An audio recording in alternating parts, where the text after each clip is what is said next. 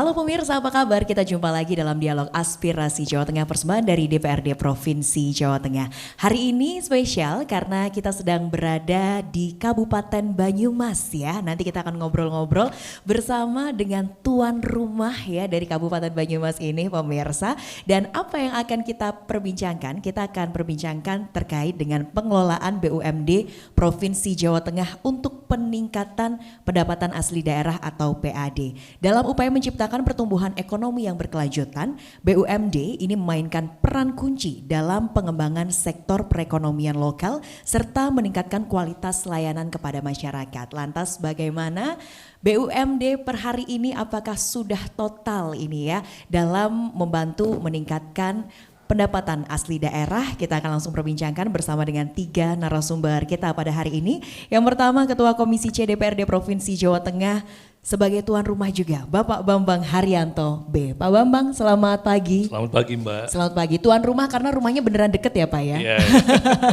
Kabar baik, sehat Pak? Alhamdulillah sehat. Alhamdulillah sehat. Kita ketemu lagi hari ini masih membahas terkait dengan pendapatan asli daerah ya yang akan digenjot nanti di tahun 2025.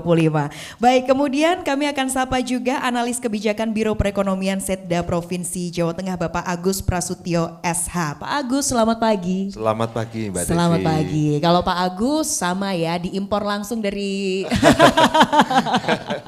dari Semarang. Dari Semarang ya Bapak ya. Kabar baik, sehat Pak? Alhamdulillah baik Mbak Devi. Alhamdulillah sehat ya. Nanti kita akan ngobrol-ngobrol terkait dengan BUMD ini, kayaknya Pak Agus sudah paham sekali ya karena bersinggungan langsung ya Bapak ya. Insya Allah. Dengan badan usaha milik daerah. Dan di samping Pak Agus kami akan sapa akademisi dari Unsut, ada Bapak India Hono Esos MSI. Pak India Hono, selamat pagi. Selamat pagi Mbak. Kayaknya tadi Bapak paling gasik ya Pak ya. Ya. Nomor 1, dan hari ini juga kita disaksikan oleh teman-teman mahasiswa dari Unsut ya, spesial sekali, dan semoga hari ini juga Bapak bisa memberikan pandangan-pandangan sebagai akademisi ya agar kita saling bersinergi pagi hari ini. Baik, kita ke Pak Bambang terlebih dahulu. Pak Bambang, jika berbicara BUMD per hari ini seperti apa Pak? Terima kasih Mbak. Jadi kita berangkat dari aspek regulasinya ya, bahwa eksistensi BUMD ini diatur oleh Peraturan Pemerintah Nomor 54 Tahun 2017, di mana filosofi pendiriannya antara lain untuk bagaimana membantu perekonomian daerah, menyerap tenaga kerja, dan yang tidak kalah penting adalah sebagai center of profit, artinya pusat laba ya, pusat keuntungan, yang mana dari keuntungan itulah nanti akan ada yang namanya dividen ya, sumbangan pendapatan yang diberikan kepada pendapatan asli daerah. Ya tentunya kalau kita hari ini bicara peta BUMD yang kita miliki, karena kebetulan kalau kita bisa kita bagi dalam 2 klaster ya, BUMD kita yang pertama BUMD yang di bidang jasa keuangan, yang kedua bidang aneka usaha. Nah hari ini kalau bicara dari satu sisi dalam kaitannya dengan tema hari ini, mendukung peningkatan PAD, memang kita masih bertumpu pada BUMD kita yang bergerak di bidang jasa keuangan, yaitu Bank Jateng dan BPRBKK. Itu kira-kira begitu sebentar Mbak. Oke, itu tumpuannya ya Pak ya, jadi yang bergerak di bidang keuangan, jasa keuangan ya. Baik, nah apakah seperti itu realita di lapangannya Pak Agus? Yang sering nih bersinggungan dengan BUMD ya, memang dari perbankan yang paling menonjol. Iya, apa yang dikatakan Pak Bambang tadi betul. Kita di pemerintah Provinsi Jawa Tengah itu secara totality kita memiliki 41 BUMD. Oke. Kita bagi 2 klasternya seperti yang disampaikan Pak Bambang tadi, ada keuangan dan non keuangan sebetulnya. Untuk yang keuangan kita ada kurang lebih 36. Itu ada Bank Jateng, kemudian ada PT BPR BKK Jawa Tengah Perseroda, kemudian ada 33 BPR BKK se-Jawa Tengah, kemudian juga ada Jamkrida. Ini mungkin Mbak Devi bingung nih teman-teman yang ada di sini, kok ada BKK Jateng, kok ada BPR BKK Jateng, kan gitu deh. Ini sejarah yang sangat panjang Mbak Devi. Jadi dulu itu BKK ini ada di 500 sekian kecamatan di Jawa Tengah. Ya. Itu BKK menggunakan dana bergulir, kemudian dia berkembang pesat, kemudian dalam pelaksanaannya dia sudah melakukan kegiatan seperti perbankan, sehingga pada tahun 2000-an itu di asesmen oleh Bank Indonesia, yang dinyatakan sehat dibentuklah menjadi BPR BKK yang terkonsolidasi di seluruh kabupaten kota sehingga ada 33. Sisanya yang di asesmen tidak memenuhi syarat itu menjadi BKK, masih lembaga keuangan non perbankan. Nah, kemudian di tahun 2017 berdasarkan Perda 4 2017 yang 27 BKK ini kemudian dikonsolidasikan menjadi BPR BKK Jawa Tengah. Ya, jadi itu sejarahnya ada BPR BKK Jawa Tengah. Yang 33 itu masih eksis menjadi BPR. Ya, itu sampai sekarang.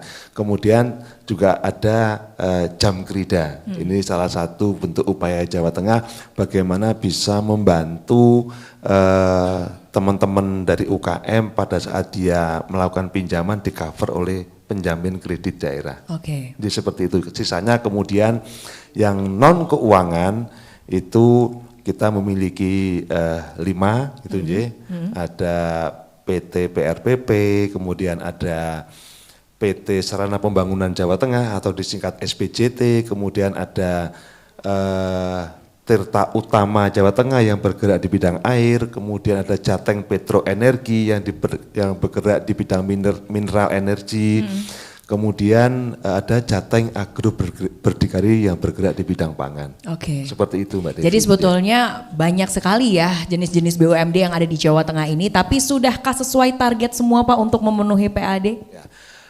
Alhamdulillah untuk BUMD kita yang kita susun rencana bisnisnya itu on the track. Oke. On the track bisa memberikan pendapatan asli daerah dalam bentuk dividen. Jadi, memang tidak seluruhnya, apalagi pada saat COVID kemarin, ya itu sempat turun, tapi kemudian bisa kembali ke jalan yang benar begitu, bisa memberikan pendapatan asli daerah sesuai dengan target yang telah diinginkan. Oke, jadi masih on the track ya untuk saat ini BUMD yang ada di Jawa Tengah. Nah, kalau sebagai akademisi nih Pak, Bapak melihat sebetulnya potensi BUMD untuk pendapatan asli daerah di Jawa Tengah itu sebetulnya potensinya sebesar apa Pak? Oke, baik. Jadi bicara mengenai BUMD, saya kira penting untuk membicarakan apa pentingnya BUMD bagi suatu daerah. Yang pertama, BUMD itu penting sebagai pendorong ekonomi, pertumbuhan ekonomi lokal begitu, dengan investasi, kemudian dibuka usaha, di sana kemudian ada lowongan pekerjaan. Nah, itu salah satu titik strategis dari BUMD. Yang kedua adalah sumber pendapatan asli daerah. Dan yang ketiga yang tidak kalah pentingnya adalah BUMD juga punya misi untuk melayani kebutuhan publik. Jadi saya kira 3 titik strategis ini menjadi tugas utama BUMD. Nah, ketika bicara mengenai BUMD di Jawa Tengah, saya melihat sudah on the track seperti disampaikan Pak Agus ya. Berbagai BUMD banyak didirikan dan banyak layanan yang bisa dinikmati dari yang dimiliki oleh pemerintah daerah sendiri, sehingga kemudian dari kita untuk kita begitu. Ya. Saya kira itu dulu. Oke, tapi PR-nya kalau Bapak melihat seperti apa Pak PR-nya untuk BUMD? BUMD adalah sama seperti PR pemerintah begitu. Dia sekarang harus memiliki kemampuan untuk thinking again, thinking across dan thinking ahead. Oke. BUMD harus berpikir apakah yang dilakukan sekarang ini itu adalah yang terbaik. Apakah tidak ada upaya-upaya yang lebih baik lagi? Jadi masing-masing BUMD harus berpikir lebih maju ke depannya. Kemudian yang kedua adalah thinking across, berpikir di luar kotak.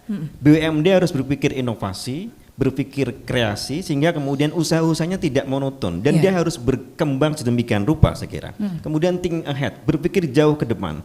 Apakah saat ini misalnya ada BUMD yang harus didirikan untuk memenuhi kebutuhan masyarakat saat ini? Nah, saya kira ini suatu yang menarik untuk didiskusikan untuk BUMD ke depannya. Oke, baik. Jadi harus berpikir lebih jauh ke depan lagi ya dengan inovasi-inovasi yang ada. Nah, kita ke Pak Bambang. Pak Bambang, kalau melihat BUMD saat ini apakah sudah berkembang sesuai inovasi atau masih banyak yang stuck Pak? karena masih terbawa rasa nyaman sama yang lalu-lalu? Karena tadi Pak Agus sampaikan masih on the track nih.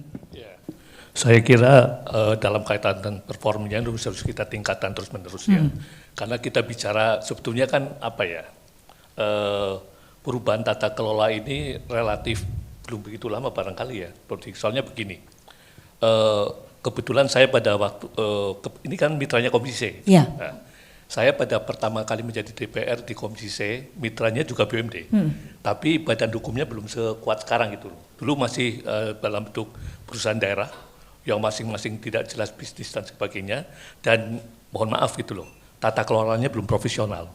Artinya mohon maaf kalau dulu sering distigmakan ya, kalau yang namanya jajaran pengurus satuan direksi badan perusahaan daerah itu adalah dalam tanda kutip penempatan untuk para pensiunan gitu loh, kira-kira begitu. Iya. Nah, tentunya sejalan dengan perkembangan zaman dan juga regulasi yang memberikan kuat, tentunya ini yang harus kita rubah. Sehingga menurut saya ditingkatkan terus-menerus itu suatu keharusan, tapi yang lebih penting lagi bagaimana manajemen ini benar-benar ditangani secara profesional.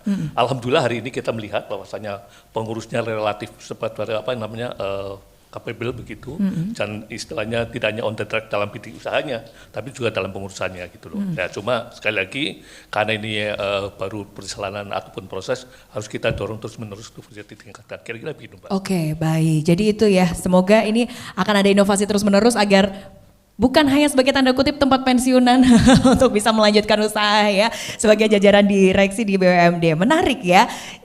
Kalau dari Pak Agus sudah melihatkah inovasi-inovasi ini Kak, real di lapangannya sudah banyak inovasi kah Pak Agus? Iya Mbak Devi, terima kasih.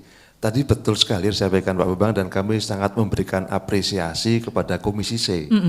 Karena pada masa tugas beliau periode sebelumnya telah menuntaskan seluruh peraturan daerah yang mengatur tentang BUMD. Luar biasa, tepuk tangan buat Pak Bambang ya. Sejak tahun 2020 sampai dengan 2023.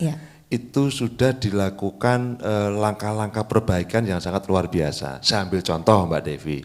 Bagaimana kita mulai mengatur core bisnis dari seluruh BUMD. Dulu yang namanya JTAB, Jateng Agro Berdikari, sebelumnya bernama Citra Mandiri Jawa Tengah. Nah, itu adalah perusahaan palu gada. Apa lu cari apa gue ada. Apa yang lu mau gue ada. Iya. Di situ ada pertanian, perkebunan, perhotelan, pom bensin, apotek, pabrik es, jadi satu. Gitu. Nah, kalau ini nggak ditata, kita pusing Mbak Devi cari direkturnya. Iya. Ini mau cari direktur yang memiliki kompetensi seperti apa, kan begitu. Nah, kita bahas intens dengan Komisi C, akhirnya diputuskan bahwa Citra Mandiri Jawa Tengah ini nanti akan bergerak fokus di bidang pangan, pangan dalam arti luas. Ya. Kemudian dari beberapa usaha itu akan kita alihkan kepada BUMD yang memang memiliki kompetensi untuk itu. Semua kita tata. Kita ada namanya Jateng Agro Berdikari, ini adalah holding, dan nantinya pom bensin yang ada di tadi Citra Mandiri itu akan kita arahkan ke sana. Perhotelan kemudian nanti yang saat kemudian dikelola akan kita arahkan ke PRPP. Jadi dia fokus pekerjaannya. Itu dari sisi regulasi yang telah dilakukan oleh Bapak Ibu di Komisi C, sehingga ini sungguh luar biasa. Terkait kemudian juga seleksi untuk direksi, memang dulu ada yang pensiunan, tapi sekarang tidak, Mbak Devi. Kita lakukan rekrutmen, benar-benar rekrutmen yang profesional. Dari seleksi UKK-nya, kemudian harus ada fit and propernya juga, sehingga kita memperoleh memang direksi-direksi yang ahli di bidangnya. Nah itu tentunya harapan kita ke depan bahwa direksi-direksi yang kita rekrut secara profesional ini akan membawa BUMD kita menjadi lebih baik. Oke, dari SDM-nya terlebih dahulu ya, dari jajaran direksinya agar bisa membawa BUMD yang lebih baik seperti itu. Nah, sepakatkah kalau dari akademisi Pak melihat dari jajaran direksinya dulu nih diperbaiki terlebih dahulu agar nanti ke depannya BUMD bisa lebih baik lagi? Ya, untuk konteks Indonesia yang bisa melakukan perubahan pada sebuah institusi itu masih berfokus pada pemimpinnya. Nah, Jadi kalau pemimpinnya keren begitu, bawahannya itu tinggal ngikut aja. Oke. Tetapi kalau kemudian pemimpinnya masih style kendo gitu ya, slow motion gitu, berarti bawahannya bisa slow juga. Maka menjadi penting untuk memilih pemimpin di BUMD yang kredibel, kompeten, memiliki integritas begitu. Saya punya cerita menarik Mbak Devi. Salah satu waktu begitu kami diminta untuk mereview ya peraturan daerah di satu kabupaten melalui pisau analisnya good governance. Temuan kami salah satunya adalah dalam perda perusahaan daerah itu salah satu indikator untuk memilih direkturnya itu adalah berwibawa. Oke. Nah, Berwibawa. Ini yang Harus berwibawa. Bawa apa dulu ya Pak ya? Iya. Jadi kami kritisi ini indikator berwibawa ini bagaimana begitu? Apakah sosok yang tinggi besar, kumisnya tebal gitu ya? Nah, seperti Pak Agus ini atau yang berotot begitu ya dan sebagainya begitu. Maka kemudian kami usulkan indikator seperti itu dihilangkan dalam perda supaya jangan sampai dalam perda untuk memilih calon direktur itu mengeksklud dengan indikator yang bisa karet begitu ya, bisa menghantam lawan politiknya begitu. Jadi indikator-indikator pemilihan direksi itu memang harus jelas.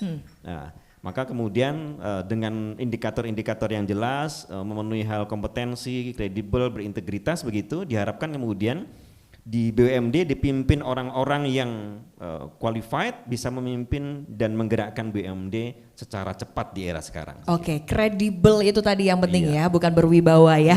Bawa apa nanti bingung ya Bapak ya, bawa apa gitu ya.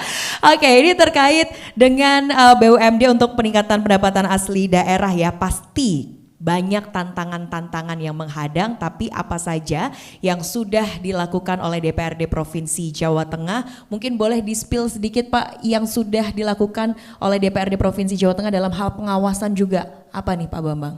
Ya, salah satunya tadi yang sudah disampaikan oleh Pak Agus, Mbak Devi, bahwa dalam kurun waktu 2020 sampai 2023 kita sudah memberikan peraturan daerah ya tentang masalah penguatan badan hukum dari BUMD kita. Sehingga hari ini badan hukum BUMD semuanya adalah perseorangan terbatas. Gitu, yang notabene ini merupakan amanat dari PP 54 2017 itu sendiri. Jadi sudah berbadan hukum dan sah ya Pak ya? Ya. Oke, jadi sudah tidak takut lagi karena sudah punya badan hukum dan sudah diperjuangkan Komisi C, berarti 2 periode di Komisi C dong Bapak ya. Jadi sudah hatam sekali nih ya terkait dengan BUMD ini. Baik pemirsa, nanti kita akan lanjutkan obrolan kita kembali, tetaplah bersama kami dalam Dialog Aspirasi Jawa Tengah.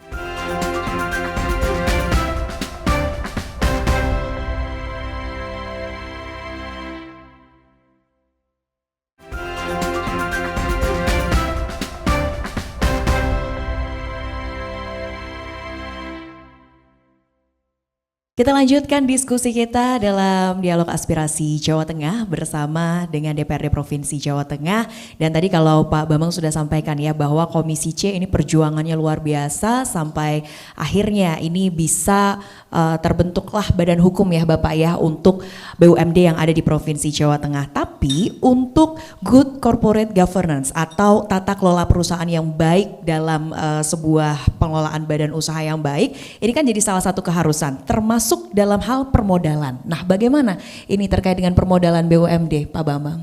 Iya, saya tambahkan tadi Mbak. Ya, monggo silahkan. Jadi sesuai dengan tupoksi kami kan DPRD ini punya hak legislasi ya. Nah, penguatan aturan itu yang kaitannya dengan BUMD tidak hanya sebatas tentang badan hukumnya saja. Ya. Kita juga sudah membahas tentang ataupun sudah belum disahkan ya, tentang masalah pengelolaan BUMD itu sendiri. Kemudian yang berikutnya tentang penyertaan modal. Hari besok insya Allah akan ditetapkan. Ini untuk penyertaan. Ini kira-kira dukungan yang secara simultan yang kami berikan ini dalam kaitannya untuk penguatan BUMD dalam kaitannya dengan dukungan regulasi, saya kira ya itu maksimal dari sudah kami lakukan. Ya mudah-mudahan saja dengan adanya dukungan regulasi yang sudah begitu belum sempurna ya, tapi tentunya belum sudah begitu cukup maksimal ini nanti bisa ditindaklanjuti dalam tata kelolanya nanti dalam aspek operasional nanti sekali lagi akan bisa membawa apa yang menjadi tujuan daripada pendirian BUMD itu sendiri. Oke. Saya kira itu Mbak Devi. Jadi regulasinya nanti kompleks ya Bapak ya, terkait dengan salah satunya tadi penyertaan modal juga. Nah kita ke Pak Agus. Pak Agus, terkait dengan penyertaan modal, ada mungkin pertimbangan nggak sih Pak yang paling banyak memberikan PAD, modalnya akan diberikan banyak oleh pemerintah, atau seperti apa Pak dalam pemberian modal untuk BUMD? Terima kasih Mbak Devi. Tadi disampaikan oleh Pak Bambang, kita sedang berproses untuk perda pernyataan modal. Memang modal ini, penyertaan modal ini sangat penting bagi BUMD, tapi kalau tidak salah itu bahwa modal ini akan diberikan setelah layanan dasar terpenuhi ya Pak ya, begitu J.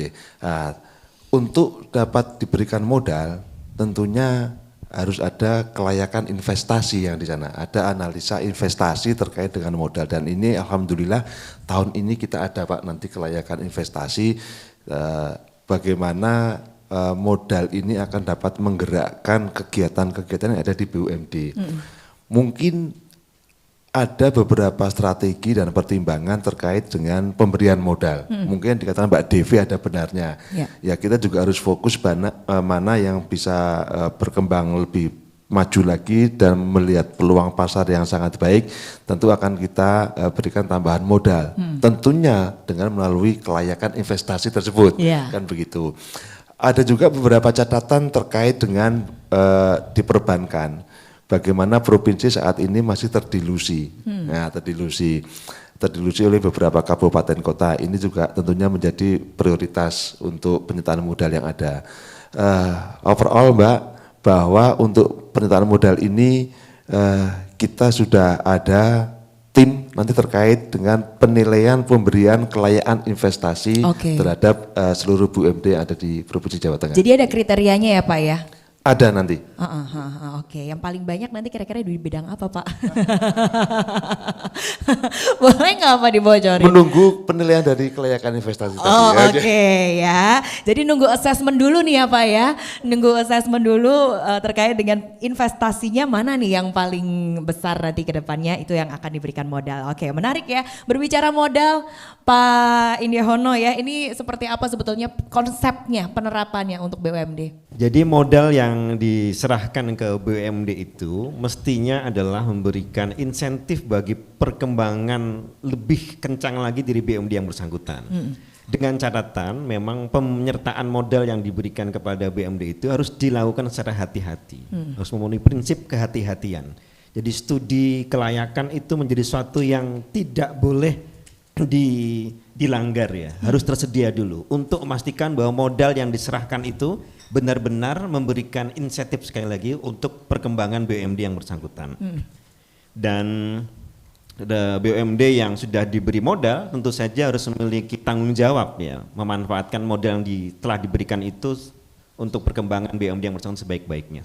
Oke, tapi kalau berbicara tadi kan untuk BUMD di Jawa Tengah yang menonjol adalah dari keuangan ya Pak ya. Nah ini bagaimana kalau Bapak melihat permodalan untuk nanti keuangan? Ya, jadi kalau bicara mengenai keuangan, tadi sudah Pak Agus sudah cerita yang nampaknya segmen dari BPR yang ada di Jateng itu adalah mikrokredit ya. Kredit bagi yang kecil-kecil ya, saudara-saudara kita yang mungkin ekonominya belum berkembang sedemikian rupa begitu. Dari banyak studi begitu, mikrokredit itu memang dibutuhkan bagi orang-orang kecil untuk bertahan. Dan mikrokredit itu cenderung lebih established, lebih aman ketimbang kredit yang besar begitu. Tanggung jawab orang yang memiliki mikrokredit itu lebih besar daripada yang besar-besar. Jadi jarang sekali yang ngemplang Pak. Jadi kalau bicara yang mikrokredit itu jarang sekali yang ngemplang. Ternyata kalau bicara masyarakat kita itu justru masyarakat kecil itu lebih taat asas itu. Ya mereka betul. Orang kecil itu meskipun punya utang kecil begitu, bisa nggak bisa tidur begitu ya. Iya. Jadi mereka tanggung jawab besar. Jadi makanya kenapa kemudian tipe BPR itu cenderung bisa lebih eksis. Ya meskipun di Indonesia perbank koperasi misalnya, koperasi itu harus berubah bentuk menjadi bank ya untuk bisa menjalankan operasinya gitu. Oke, justru itu ya. Jadi kredit-kredit mikro itu yang membuat BPR itu berkembang dan semakin eksis malah ya sekarang ya. Oke, jadi Boleh ya, nanti berarti modalnya akan ditambahin ya Pak ya. Untuk nanti peningkatan PAD-nya biar lebih kenceng lagi, lebih banyak ya. Nah kita ke Pak Bambang. Pak Bambang, kalau berbicara tentang BUMD ini kan tidak bisa jalan sendiri ya, pasti butuh sinergitas. Nah sinerginya dengan pihak-pihak mana saja Pak? Jadi begini Mbak Devi, kaitannya mungkin untuk lebih supaya pemahaman yang utuh ya tentang permodalan. Yeah. Jadi tadi kan Pak Agus mengatakan bahwa di perbankan kita berdelusi gitu ya. Yeah.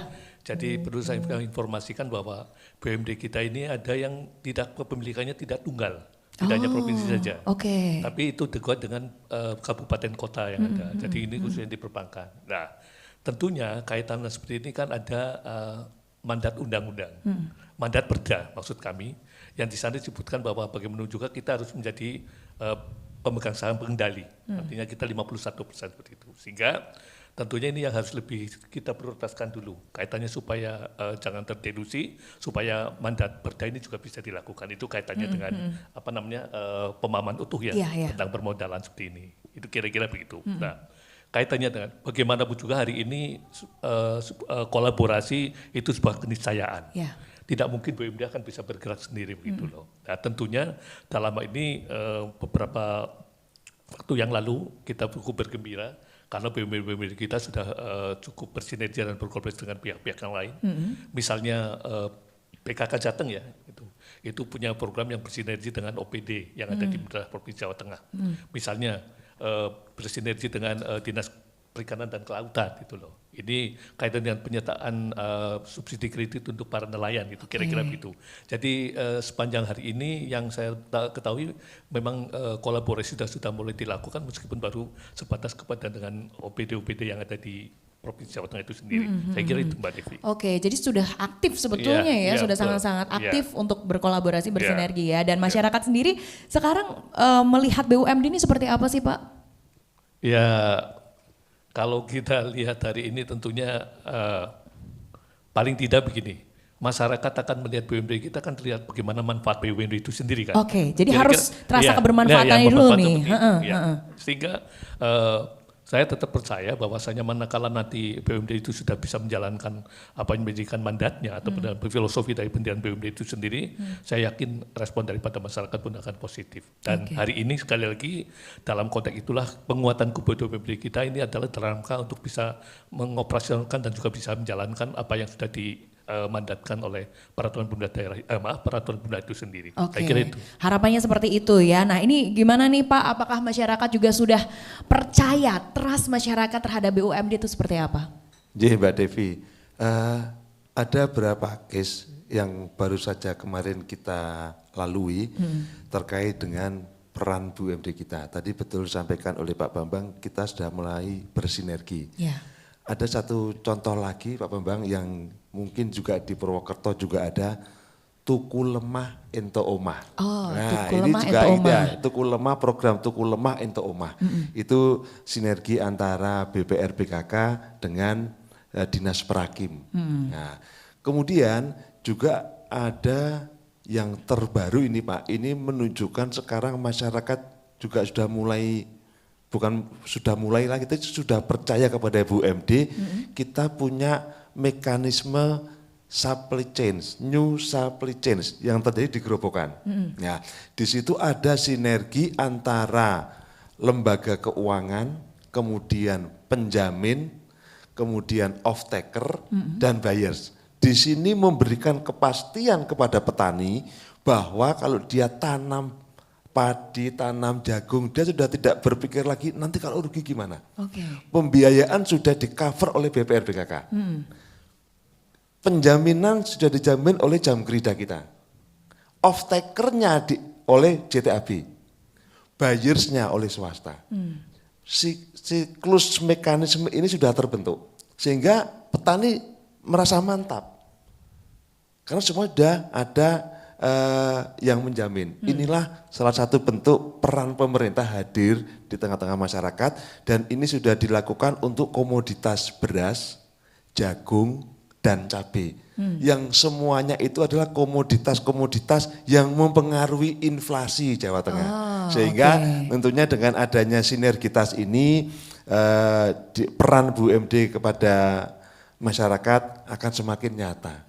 Kalau Mbak Devi nanti pulang atau kondur hari Minggu gitu, silahkan lihat di depan hotel ini, Pak. Ada apa, Pak? Nah, di depan hotel ini nanti ada kiprahnya BPR BKK Purwokerto. Oh. Ya, bagaimana dia memerangi rentenir gitu ya Pak J. Itu seperti itu. Oke. Sehingga dia memberikan kredit tanpa agunan. Untuk mengembangkan kredit usahanya sampai tadi disampaikan oleh Pak Hono bagaimana geliat mikro tadi ya Pak ya. Nah, silakan Mbak Desi nanti kondurnya hari Minggu saksikan di depan Lama hotel. ya Pak ya untuk melihat ini Gitu ya, Pak yang Bambang. menangkal rentenir ya Pak ya.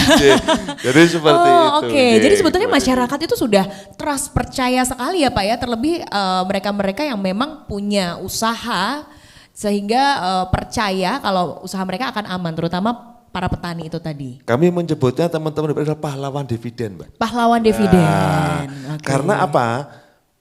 Usaha mereka itu 70% untuk ekonomi produktif. Yang 30% konsumtif. Begitu. Jadi ini sungguh luar biasa bagaimana peran teman-teman BPDKK untuk mengangkat yang mikro kecil tadi. Oke, pahlawan dividen ya. Terima kasih ya untuk BPR BKK. Nah, Pak Indiono, sepakatkah jika masyarakat sekarang sudah sepercaya dan seloyal itu bersama dengan BUMD? Ya, kalau kita melihat track record perkembangan BPR tadi yang di Jateng itu nampaknya kepercayaan itu sudah tinggi ya. Iya. Dan kalau kita melihat BUMD itu seperti tadi saya sampaikan bukan hanya mengejar profit tetapi juga dia melayani kebutuhan publik. Kebutuhan publik atas ya, kredit mikro itu nampaknya bisa tersedia di BPR tadi. Bahkan di Jateng nampaknya nanti akan tersedia gitu dua jenis yang konvensional dan yang syariah. Saya kira itu terobosan yang keren begitu untuk memberikan pilihan bagi publik. Jika kalau dia mau kredit usahanya begitu, dia mau yang konvensional atau yang syariah sudah tersedia. Dan saya kira hal seperti inilah yang harus dilakukan oleh pemerintah provinsi dan BUMD begitu, menyediakan layanan-layanan, memperbanyak opsi-opsi untuk memenuhi kebutuhan publik di Jawa Tengah. Oke, tapi kan kalau itu dalam bidang keuangan mungkin banyak yang butuh gitu ya. Tapi BUMD di Jawa Tengah banyak sekali, ada jasa, rekreasi dan lain-lain. Ini seperti apa Pak? Nampaknya kok kayak anteng-anteng aja gitu ya. Ya, ini tantangannya begitu. Bagaimana kemudian kehadiran BUMD bisa dirasakan oleh masyarakat di Jateng. Mungkin orang awam begitu melihat BPR pun, mohon maaf begitu, kembali ke yang sektor keuangan begitu. Mereka mungkin nggak sadar kalau BPR itu adalah bagian dari BUMD. Ya, tapi pemerintah memang tidak perlu narsis begitu. Yang penting kehadirannya itu dirasa oleh rakyat, dirasa oleh masyarakat. Meskipun tidak dikenal secara detail begitu, tapi ketika BPR sudah memberi manfaat kepada publik, saya kira itu sudah luar biasa. Oke, itu sudah luar biasa ya. Tapi balik lagi ke Pak Bambang ya. Pak Bambang, kalau BPR kan sudah dirasa kehadirannya, bagaimana dengan BUMD yang lain di Jawa Tengah, terutama yang bergerak di bidang mungkin aset, pengelolaan aset? Ya, jadi begini Mbak Devi, kenapa ada perubahan badan hukum, penguatan badan hukum, kemudian tadi Pak Agus juga sampaikan di mana masing-masing BUMD itu sudah harus ada core bisnis masing-masing, sehingga tidak ada lagi BUMD kita yang palu gada gitu loh. Yeah. Intinya itu semuanya dari akan supaya BUMD kita dalam menjalankan bisnisnya ini, usahanya ini sekali lagi bisa menjalankan apa yang menjadi diamanatkan oleh peraturan pemerintah dengan filosofi pendirian BUMD itu sendiri, yang mana adalah bisa membantu meningkatkan perekonomian daerah. Sehingga saya kira nanti kalau BUMD dalam kita menjalankan usahanya ternyata ya dampak positif terhadap peningkatan perekonomian daerah, tentunya meskipun tadi Pak Indiono mengatakan kita tidak perlu narsis atau kita memamerkan eksistensinya, tapi pasti ya masyarakat akan merasakannya itu. Salah satu contoh saya kira apa yang tadi sudah disampaikan oleh Pak Agus, sinergi yang sudah dilakukan, ini pasti dulu. Misalnya kredit untuk para nelayan dengan sinergi dengan OPD, Dinas Kelautan dan Perikanan, kemudian dengan Dinas Prakim tentang Beli lemah. tuku lemah oli UMA. Oke. Saya kira itu sekali lagi gitu. Jadi ini sekaligus juga menjawab apa yang menjadi problem di masyarakat, sekaligus nanti juga bisa menjelaskan apa yang menjadi tujuan pendirian BUMD sendiri.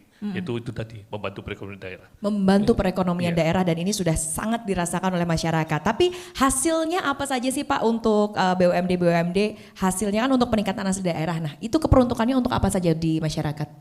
Ya itu tadi, saya kira kan misalnya gitu loh. Kita tahu persis bagaimana problematika nelayan ya, kaitannya dengan pengadaan solar dan sebagainya. Itu perlu dukungan kredit. Nah ini kan kalau BPR kan memberikan kredit mikro ya yang bisa dirasakan. Ini saya kira kredit nelayan untuk pengadaan istilahnya apa ya, untuk modal ya dalam rangka kaitannya dengan laut, saya pikir ini akan sangat bermanfaat. Sekali lagi juga tentang tukul lemah oli UMA itu sendiri. Hari ini kan masalah papan juga masih persoalan gitu loh. Nah inilah kita hadir untuk bagaimana bisa memberikan kontribusi supaya itu tadi problem yang ada di masyarakat kaitannya dengan perumahan itu tadi. Oke, dari masyarakat, oleh masyarakat Iya, untuk masyarakat jadi. lagi ya. Oke, kita ke Pak Agus ya. Pak Agus, kalau berbicara tadi ya dari masyarakat, oleh masyarakat untuk masyarakat lagi. Mungkin boleh nih masyarakat diajak untuk bisa percaya kepada BUMD, sering-sering menggunakan produk-produk BUMD karena sebetulnya balik lagi nih seluruh pendapatan asli daerah nanti untuk masyarakat, Pak Agus. Baik Mbak Devi, sekaligus promosi. Iya, promosi boleh. Teman-teman yang di depan silakan menabung ke BPR BKK. Jangan khawatir karena ditanggung LLPS dan pemegang sahamnya adalah pemerintah provinsi dan pemerintah kabupaten. Iya. Nah, sehingga pasti aman, insya Allah pasti aman. Nah terkait dengan keterlibatan BUMD yang lain seperti apa tadi Mbak Devi sampaikan J. Nanti Bapak Ibu teman-teman bisa melihat itu J, di KM 445 itu akan segera diberlakukan rest area baru. Itu adalah milik Jateng Agro Berdikari. Dia berdiri di lahannya Jateng Agro Berdikari. Oke. Nah, tentunya ini menjadi sesuatu yang sangat membanggakan, ya, karena KM itu berada di lokasi yang sangat strategis, memecah kebutuhan dari para pengguna jalan akan kebutuhan BBM.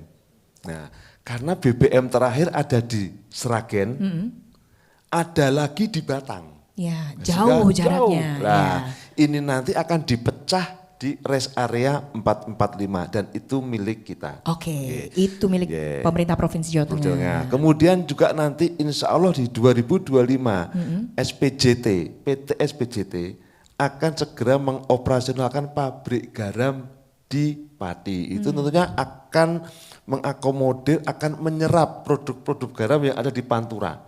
Nah ini juga menjadi suatu keberhasilan di BUMD kita, bagaimana BUMD bisa hadir di tengah-tengah masyarakat. Oke. Nah, yang terakhir Mbak Devi, itu ada Tirta Utama Jawa Tengah. Insya Allah di tahun ini segera mengoperasionalkan spam regional Wososukas Pak, yang di Wonogiri. Dia akan mengairi Solo Raya. Nah ini asetnya triliunan dari pemerintah pusat yang nanti akan dikelola oleh PT Tirta Utama Jawa Tengah. Nah, juga akan memberikan persediaan air baku, air bersihnya kepada masyarakat yang nanti akan diserap oleh PDAM. Oke. Nah, kemudian juga akan masuk ke industri di Sayung dan di KITB Batang. Ini adalah peran dari PT Tirta Utama Jawa Tengah untuk penyediaan air baku di lapangan. Sehingga saya yakin ke depan masyarakat akan tahu kiprahnya BUMD di Jawa Tengah. Oke, semakin terkenal nanti ya Pak ya kiprahnya BUMD di Jawa Tengah dan juga dirasakan oleh masyarakat. Baik, nanti kita akan lanjutkan diskusi kita, tetaplah bersama kami dalam Dialog Aspirasi Jawa Tengah.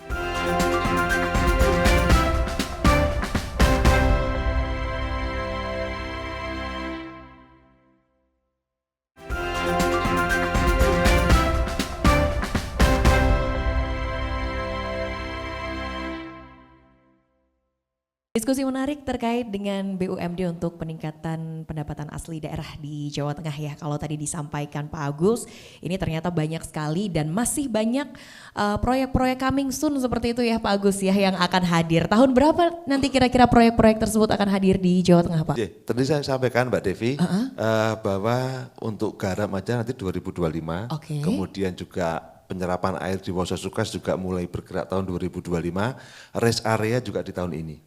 Oke, semuanya di tahun ini ya. Semuanya di Berarti tahun ini. akan rame nih nanti Jawa Tengah ya proyek-proyek dari BUMD ya. Oke, kita ke Pak Indiahono. Pak Indiahono, kalau tadi disampaikan Pak Agus sebetulnya banyak sekali hal-hal yang sudah dilakukan oleh BUMD. Tapi kalau berbicara daya saing, bagaimana nih daya saing BUMD dengan mungkin pihak-pihak swasta juga nih Pak Indiahono? Menariknya adalah begini emang, ketika misalnya ya ada BUMD yang bergerak di sektor pangan tadi, misalnya dia membantu petani ketika panen raya, ketika ada BUMD yang bergerak di sektor pangan itu, mestinya harga yang diberikan kepada petani itu adalah harga yang sesuai ketentuan begitu.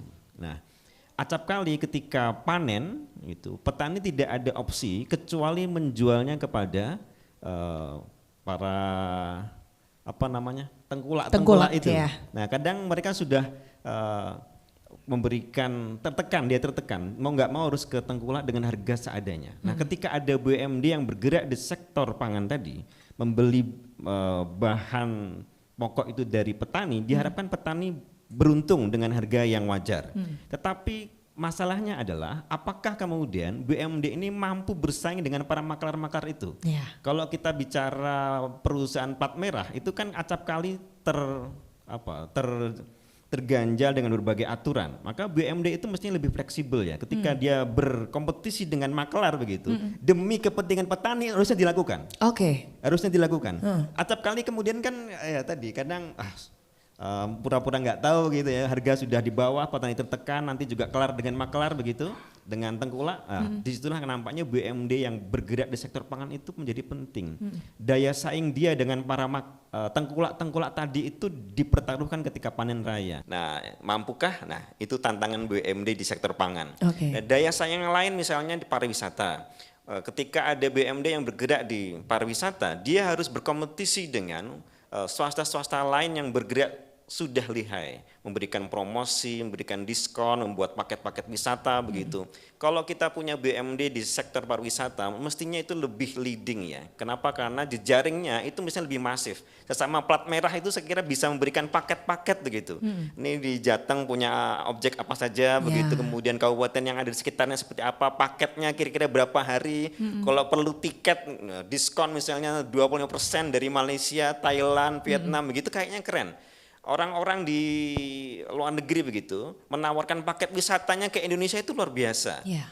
Misalnya insentif untuk tiket pesawatnya itu ada yang habis-habisan itu demi mengundang wisatawan ke negerinya. Mestinya itu juga bisa dilakukan di kita. Dan BUMD yang di sektor pariwisata itu memiliki kans untuk bergerak di bidang itu saya kira. Jadi memang meningkatkan daya saing BUMD menjadi termasuk kata kunci dan tantangan ke depan. Oke. Meningkatkan daya saing ya, itu kata kunci dan tantangan ke depan nih. Gimana Pak Bambang? Pak Bambang kan sering audiensi juga nih ya dengan teman-teman BUMD ya Pak ya. Gimana keluh kesah mereka Pak? Ya, pertama kalau melihat situasi BUMD saat ini, paling tidak ada setelah rasa optimisme ya. Yang pertama, seperti tadi Pak Indiahono sampaikan, yang namanya organisasi itu kan kadang-kadang ditentukan bagaimana kualitas pemimpinnya gitu loh. Nah, kalau kita lihat hari ini pada saat sudah ada pembenahan, khususnya dalam masalah penunjukan dan juga pemilihan para direksi, itu saya kira salah satu poin yang cukup memberikan kita rasa optimisme. Itu satu. Yeah. Yang kedua, saya kira hari ini yang namanya persaingan itu sebuah keniscayaan, kan begitu. Tapi kembali lagi bahwa di sana juga ada kolaborasi, sehingga kita berharap bahwasanya sekali lagi karena ini meskipun ini nanti istilahnya beda-beda ya klasternya antara swasta dan juga BUMD gitu loh. Karena seperti Pak Indiahono sampaikan, yang namanya BUMD ini kan kadang-kadang memang kurang fleksibilitasnya itu tadi. Ya, karena ada aturan-aturan tertentu ya. Tapi saya tetap punya rasa optimisme dalam kaitannya kembali lagi. Kita berhantar kepada pertama itu. Karena ada pola perubahan dalam bentuk siapa yang akan menjadi pengurus atau pemimpin di BUMD itu sendiri. Sehingga kita berharap bahwasanya tentunya mereka rata-rata profesional dan sudah punya pengalaman di bidang masing-masing.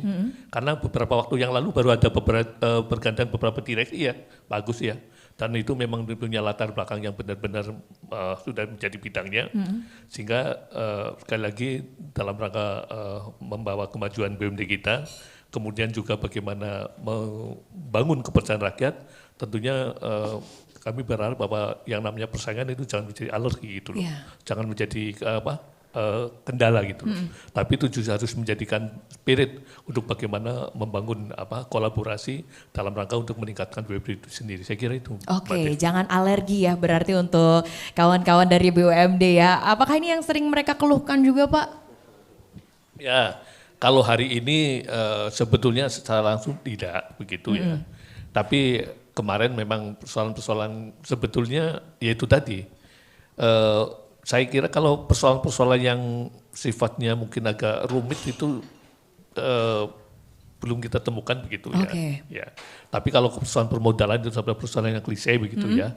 Tapi tadi Pak Agus juga sudah mengatakan bahwa itu jangan menjadi satu-satunya untuk mendorong kemajuan BUMD kita sendiri. Tapi sebenarnya lagi bagaimana tiga yang tadi disampaikan oleh Pak Idiono tentang cara berpikirnya itu yang harus lebih diutamakan. Saya kira begitu Mbak Devi. Oke, baik, menarik sekali ya ini terkait dengan BUMD yang ada di Jawa Tengah. Kalau masalah yang krusial, yang rumit-rumit sebetulnya tidak ada ya Pak ya. Jadi aman-aman saja untuk BUMD yang ada di Jawa Tengah. Nah kalau ke Pak Agus berbicara tentang persaingan daya saing. Tadi kan Bapak sampaikan, ayo dong anak-anak muda nabung ke BPR gitu ya. Karena anak muda ini mungkin mikirnya, aduh BPR kan bank perkreditan rakyat ya. Bank masa disuruh kredit nih, kan kita nggak mau kredit. Mungkin masih banyak stigma-stigma bahwa BPR ini hanya untuk kredit bukan untuk menabung. Hal-hal seperti ini kan masih banyak ya Pak ya. Ini seperti apa? Mbak Devi, stigma itu memang ada.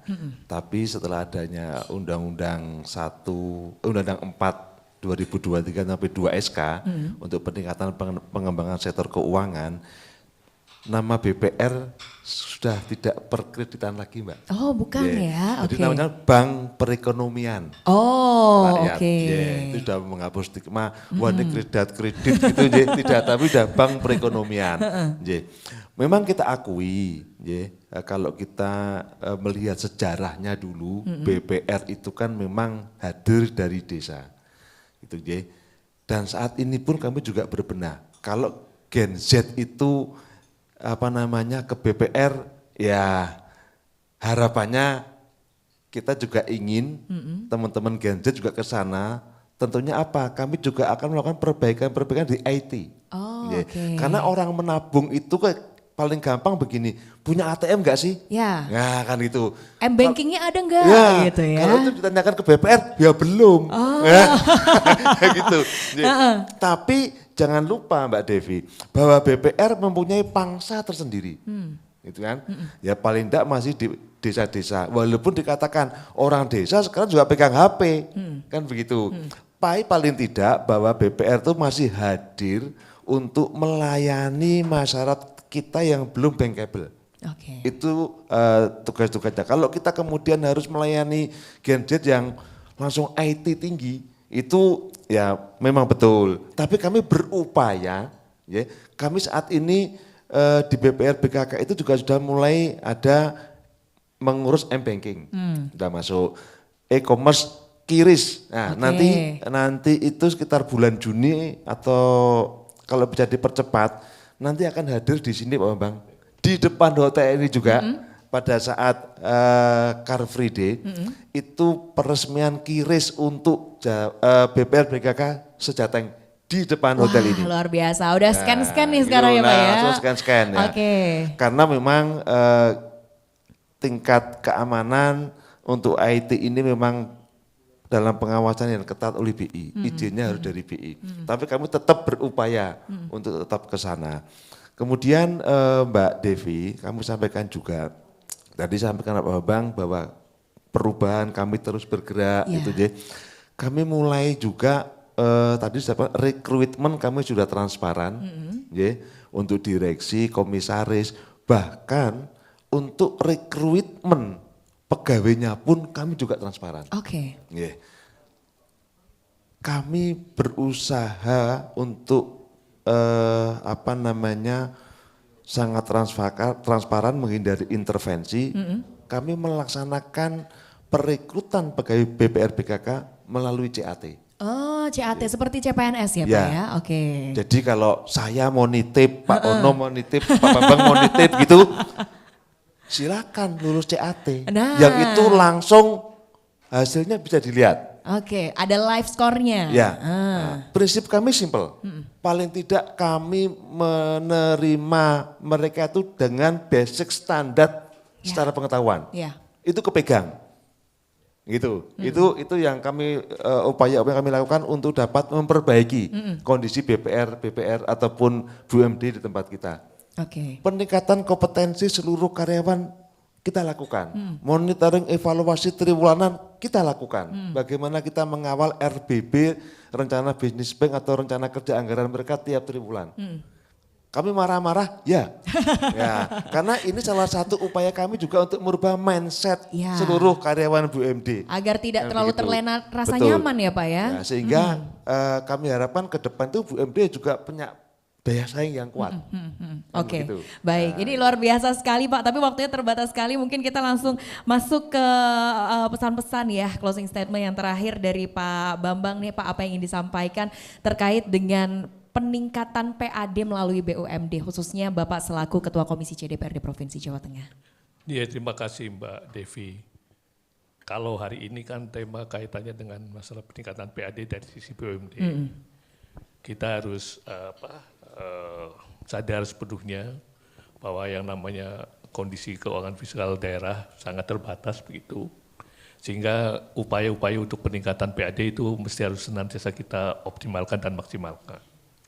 Hari ini kalau kita lihat dari sisi pendapatan kita, asli daerah itu memang masih bertumbuh pada pajak daerah. Ya.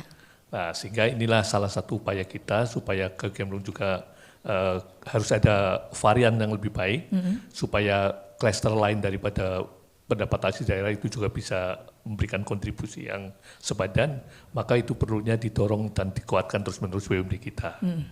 Di samping nanti ada sisi lain yaitu bagaimana kita bisa mengoptimalkan pemanfaatan aset yang kita miliki. Nah, sekali lagi dengan kondisi BUMD kita hari ini yang tadi sudah kita diskusikan bersama, sudah mulai ada langkah-langkah yang progresif dan baik dari segala segi sampai rekrutmen direksi dan rekrutmen karyawan saja sudah Transparan ya. pola baru. Ya, sekarang kembali lagi kita berharap bahwasanya mari kita dukung bersama lah supaya bagaimana yang namanya BUMD ini akan benar-benar bisa membawa manfaat bagi masyarakat di Jawa Tengah ini. Jadi salah satu contoh kalau tadi Mbak Devi mengatakan bagaimana kepercayaan masyarakat, misalnya gitu loh. Bank Jateng itu kan slogannya banknya Wong Jawa Tengah itu. Ya, Nah, payroll Anda, saya ya, itu Pak. ya, tentunya kita bukan berarti fanatisme sempit, Iya, iya. ya, tapi kita bagaimana sebagai masyarakat Jawa Tengah juga bisa membantu untuk mewujudkan seperti gitu. Kira-kira begitu Mbak Devi. Oke, baik. Terima kasih Pak Bambang. Dari Pak Agus, apa Pak yang ingin disampaikan untuk masyarakat? Terima kasih Mbak Devi. BUMD kita semakin lama semakin menjadi lebih baik. Kata kuncinya adalah kita selalu berkomitmen, kemudian kita berintegritas. Ini sangat penting sekali untuk dapat dilaksanakan oleh teman-teman BUMD. Selain itu juga kita melakukan kolaborasi dan sinergitas. Optimalisasi di situ, kemudian juga kita dorong upaya inovasi dan kreativitas yang tinggi di dalam BUMD, sehingga harapannya BUMD ke depan dapat menjadi harapan seluruh masyarakat sebagai salah satu entitas yang bisa menumbuhkan perekonomian di Jawa Tengah selain mendapatkan tugas lain mendapatkan profit gitu Bang J. Tentunya seluruh tujuan ini dapat kita capai bagaimana kita bisa mengelaborasikan semua itu, kita berintegritas, kita bersinergi dan inovasi kreativitas yang dapat kita lakukan dengan baik. Tentunya juga dengan mulai meningkatkan teknologi informasi untuk dapat mendukung alam yang sedang berkembang saat ini. Oke, jadi semangat ya untuk teman-teman BUMD ya dengan berbagai inovasi ini. Pak Indiahono, apa pesannya Pak selaku akademisi yang ikut membantu mengawasi ya berarti ya? Ya, kepada BUMD kita dorong terus-menerus untuk melakukan inovasi dan melakukan diversifikasi usaha sehingga usahanya semakin beragam, memberikan banyak kesempatan untuk menambah ya pundi-pundi untuk pendapatan asli daerah Provinsi Jawa Tengah.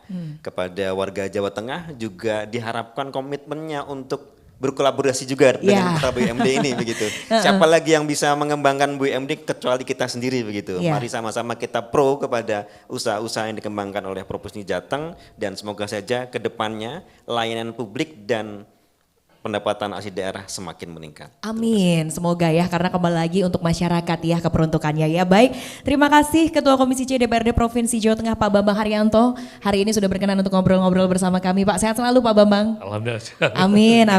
Ya baik. Kemudian terima kasih juga untuk Pak Agus Prasetyo, Analis Kebijakan Biro Perekonomian Setda Provinsi Jawa Tengah. Matur Terima nuwun kasih, Pak Agus. Mbak Devi, sama-sama. Salam Sehat buat selalu. teman-teman BUMD ya Pak ya. Siap.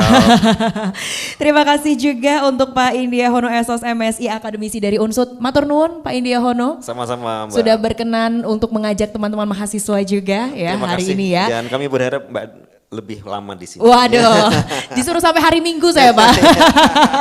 Seru melihat tadi saingan dari rentenir katanya ya.